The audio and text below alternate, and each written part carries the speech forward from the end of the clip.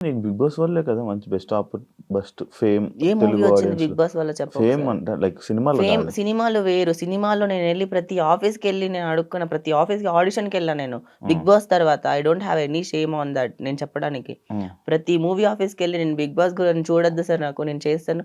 మీరు ఏ క్యారెక్టర్ ఇచ్చినా చేస్తాను. మీరు రెమ్యూనరేషన్ నేను ఎక్కువ తీసుకుంటాను అనుకుంటారేమో పర్లేదు నాకు. అంటే లైక్ నేనెంత ఇది చేసుకున్నాననుకున్నా మూవీ ఇండస్ట్రీలో ఉండడానికి, రావడానికి కాదు. అంత జరిగాయి. ఇప్పుడు ఒక అమ్మాయి ఎళ్లి అంటే కొంచెం ఫేమ్ ఉండి ఆఫర్‌లొచ్చాయంటే ఒక లెక్క.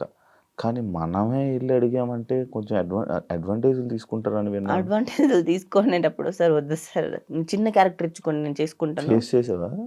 చిన్న క్యారెక్టర్‌లే చేసుకుంటాను. నాకు పెద్ద పెద్ద క్యారెక్టర్‌లు అవసరం లేదులెండి. ఫేస్ చేసావా అవి? జరుగుతాయి. అన్నీ జరుగుతాయి. ఇండస్ట్రీలో అవన్నీ కామన్ పక్కకు వదిలేసేయాలి.